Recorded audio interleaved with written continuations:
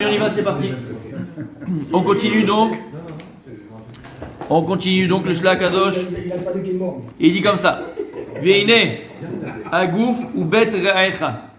Le corps, il est appelé Bet Re'echa, la maison de ton bien-aimé, Re'echa de ton ami. Re'echa Kamocha. Veine, Agouf ou Bet Re'echa. Le corps, il est appelé la maison de ton ami. C'est quoi ton ami? C'est qui ton bien-aimé? Baït Shel HaKadosh Baruch Hu. Le corps de l'homme, il est appelé la maison de Dieu. C'est extraordinaire. Le corps de l'homme est appelé maison de Dieu. Ouais. Comment? Pourquoi? Pourquoi? Al-Yeda Neshama. Même le tien, Tzadik. Al-Yeda Neshama. Puisque Neshama, c'est quoi? C'est une partie divine. D'accord? Chelek Elokim Mimal. C'est le divin qui est en toi. Oui, mais on ne sait pas, c'est le Neshama. Il y a le Neshama et le Gouf. Le Neshama, c'est une partie de Dieu. Voilà. Le Gouf, non. Il a fait. Et donc le Gouf, c'est la maison de la Neshama. Ouais, la Neshama. Il a fait. Et donc c'est comme si Kaviachol, la Kadosh Baruch Hu, il habitait en toi. D'accord? C'est que c'est écrit dans Parashat. Hein? Non. Parashat Bet. C'est ce qui est écrit dans la Parashat. Mais oui, va être un âne. Quel Parashat? Trouma? Basouli Mikdash. Beshachanti Betocham.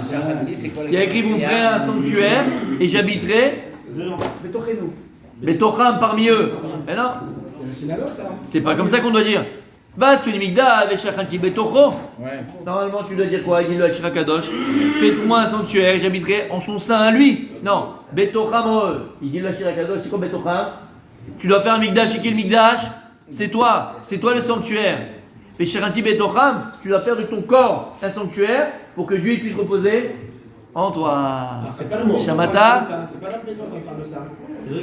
Non, c'est la maison, c'est le corps.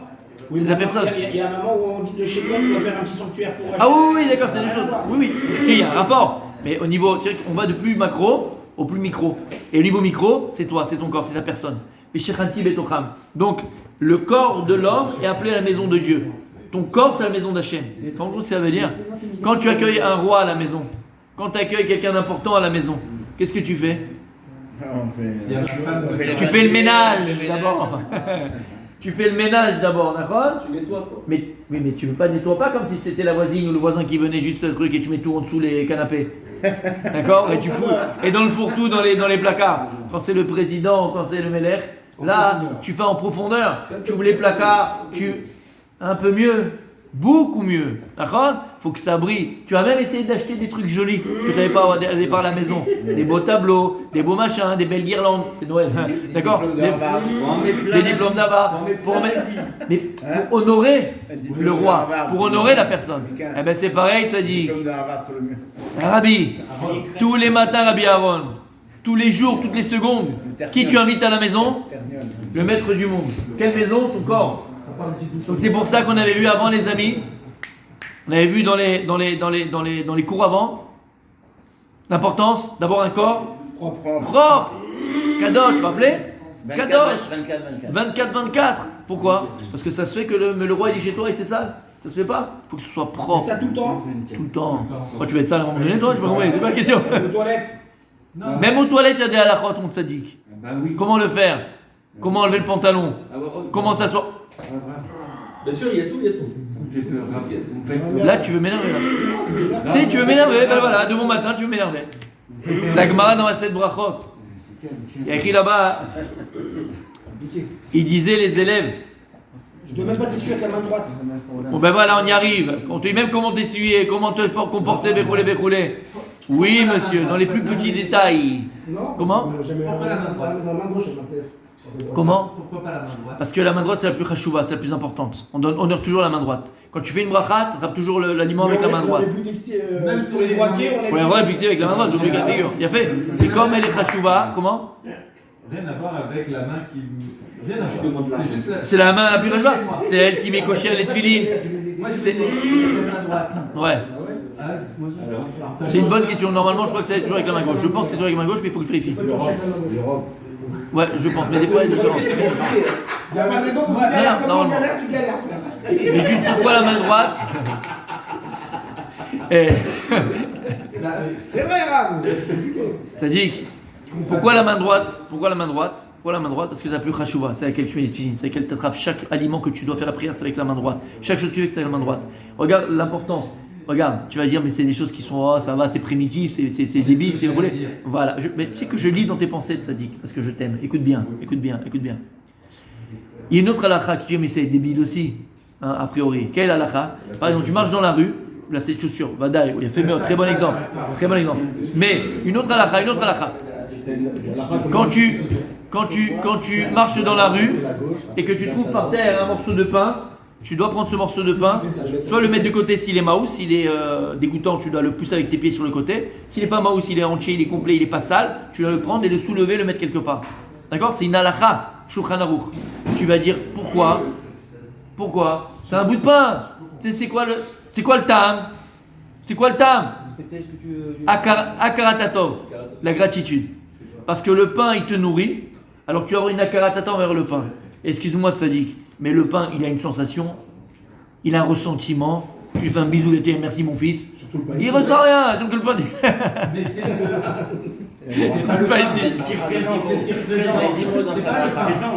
Alors écoute bien Tzadik, alors regarde bien Tzadik. Ce qu'il, tu l'as dit tout seul. C'est pas pour le pain que tu le fais, tu sais c'est pour qui? C'est pour qui? Pour toi. Il l'a dit le grand Tzadik. C'est pour qui tu le fais? Pour toi. Parce que si tu es capable, la Torah elle te dit, de passer devant du pain alors qu'il te nourrit, qu'il te fait du bien et le laisser comme ça, et les vasotes, quoi, les bisayon? Ignorer. Non. Le mépriser, tu vas abîmer cette mida qu'a en toi d'Akaratatov. Et tu vas même pouvoir mépriser les gens qui te font du bien. Tu comprends? Ben c'est pareil avec la main. La main, elle est chashouva. La main droite, elle t'aide à. Si, chez Mishmor, d'accord, chez l'Oneda, une personne qui n'a pas de bras. Pas de chocolat. Pas de chocolat.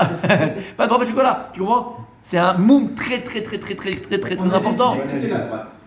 On n'a pas décidé. C'est 90% des gens, c'est le main droite le plus chashouva. C'est toujours la main droite. Quand on parle dans la Torah de Psukim et Roulé, on parle toujours de Yad Yemini. Maintenant, comme il n'y a pas longtemps. Il y a 11% de gauchers. 11%, tu vois, 90. À l'époque, même les gauchers étaient vus. Les gauchers étaient vus comme un moum. Comment on appelle ça un moum? Un défaut. Comme un défaut de fabrication. Le gaucher, je rentre pas dans ça, c'est débile, d'accord? Le gaucher, là. Non, c'est débile. Le gaucher, là. Ouais. Tu comprends ce que je veux te dire? Donc 90% des gens, c'est la droite. Donc le plus rachou, c'est quoi? C'est la droite. Tu comprends? Quand on parle des Kadosh Baruch Hu, on parle toujours Yad Yemini, la main droite de Dieu. Toujours la main droite, c'est la main de la force. Benyamin. D'accord? Binyamin, la main droite. Donc, encore une fois, c'est pas pour la main en tant que telle, c'est pour ce qu'elle représente. D'accord. Toujours. Tu comprends? Il y a des halakhot qui vont pas être par rapport à la chose elle-même, parce que la chose elle est inerte, mais c'est par rapport à ce qu'elle représente. D'accord? Tu comprends? J'essaye. T'as pas compris ce que j'ai dit? J'ai très bien compris, mais en tant que gaucher, j'essaie de comprendre. Ah, parce que t'es un gaucher, en tant que tordu. Non, je rigole.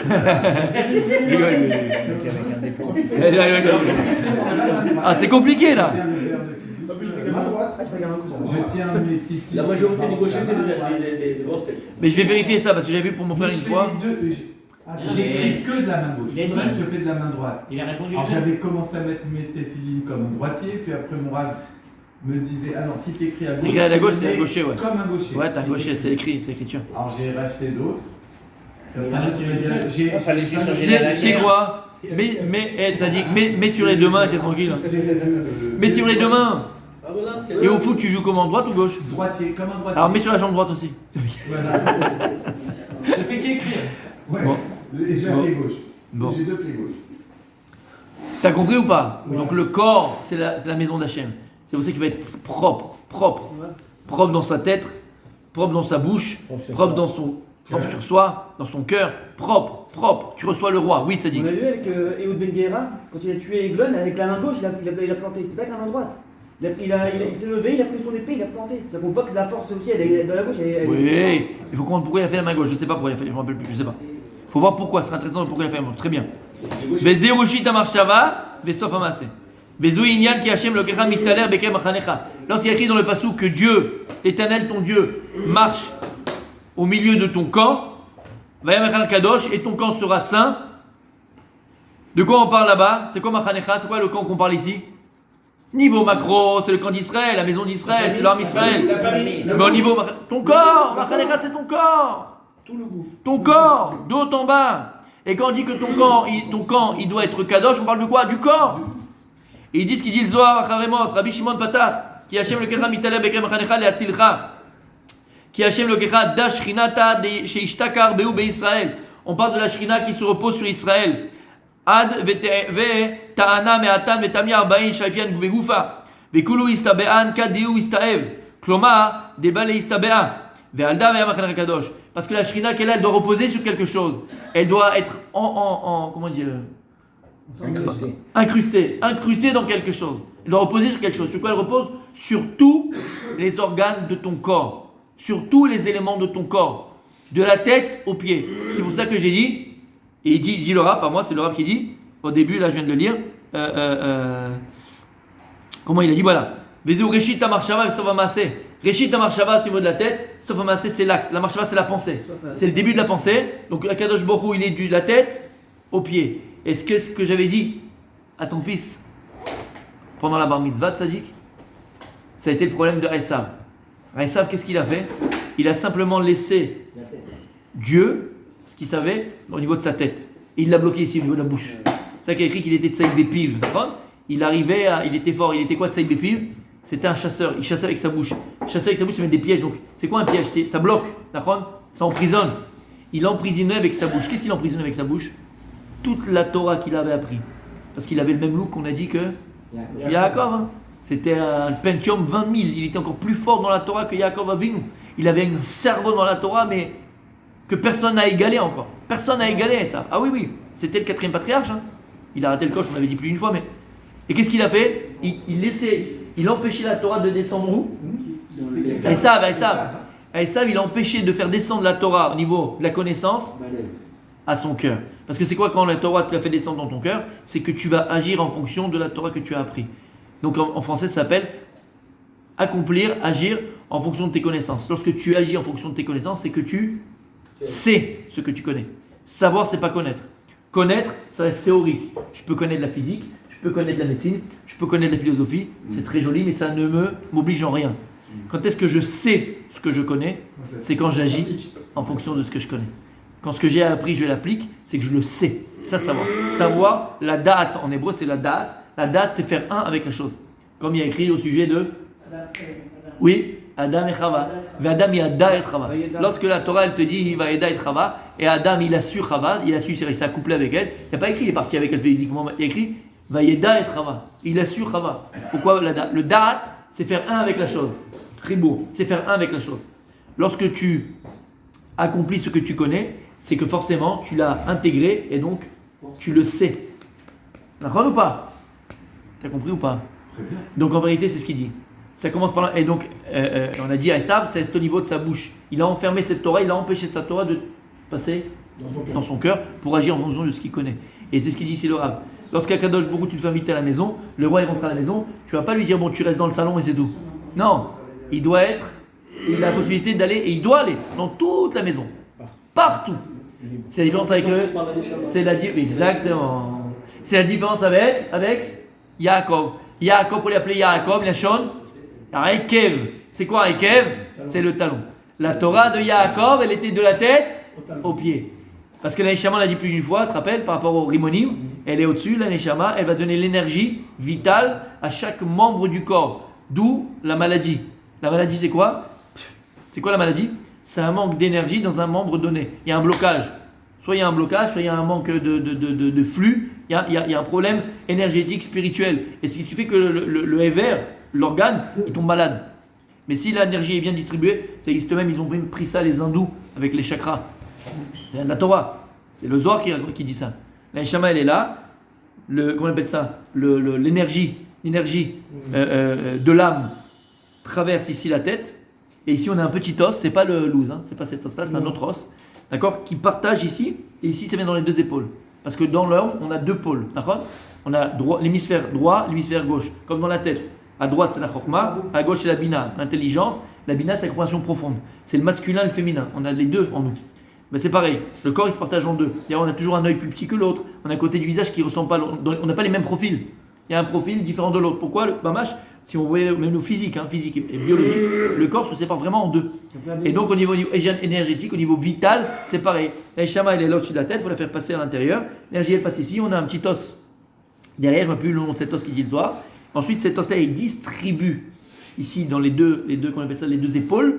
D'accord, il y a deux os ici. Et après, c'est distribué entièrement à tous les autres membres du corps. C'est ça qu'il dit aussi le Rav Mutsafi, il a ramené dans son livre, que c'est très bien, on avait vu Rabbi Aaron, de acheter les rimonim. Parce que le symbole des rimonim, tu prends la Torah, comment elle est faite, on dirait un homme, d'accord, c'est la stature d'un homme avec la tête, c'est le keter, et les deux côtés, c'est les deux épaules. Et c'est quoi les deux rimonim? C'est les deux os ici qui sont sur les deux côtés de l'épaule, qui vont distribuer l'énergie vitale à chaque membre comme il faut. Et il dit c'est une ségoula pour guérir. Quand tu as mal au dos, quand tu as mal à l'endroit, de prendre les rimonim et d'acheter les rimonim et mettre les rimonim sur la Torah. Tu penses à cette ségoula là et ça met la réfouach chez les mains. Donc encore une fois, pensez à ce moment-là de faire descendre toute cette énergie divine, ce divin, cette neshama, ou de la tête aux pieds. Comme exactement il a réussi à le faire Yaakov. Yaakov, c'était de la tête au pied. Et on termine, il dit comme ça. Encore faut-il avoir un Sefer Torah qui a des rimonim. Sinon, c'est un problème. Donc c'est compliqué les Sefer Torah en fait pour la couronne, là. Vous savez la couronne Oui. avec les deux, c'est une tannée en fait ça. Pourquoi? Parce que c'est pareil. Autour là-bas. Il n'y a pas de rimonim. Si, les rimonim, Ashkenazim, tu rigoles ou quoi? Bien sûr, il y en a. Non, les rouleaux là. Non, là, Mais si, il y a. Ils ont les deux. Et le guitare, bien sûr, c'est tunisien le guitare. Bien sûr, Bien sûr, c'est Les rouleaux là. Ils ont les rimonim, même eux, ils ont les rimonim. Tu rigoles? Bien sûr, il y a des rimonim. Regarde, Bien sûr, il y a des rimonim. il a des très beaux rimonim en argent. Attends, c'est quoi? La synagogue là-bas. Top, ben ça les amis, on continue demain parce qu'il parle après, il continue, mais il parle encore d'un autre sujet.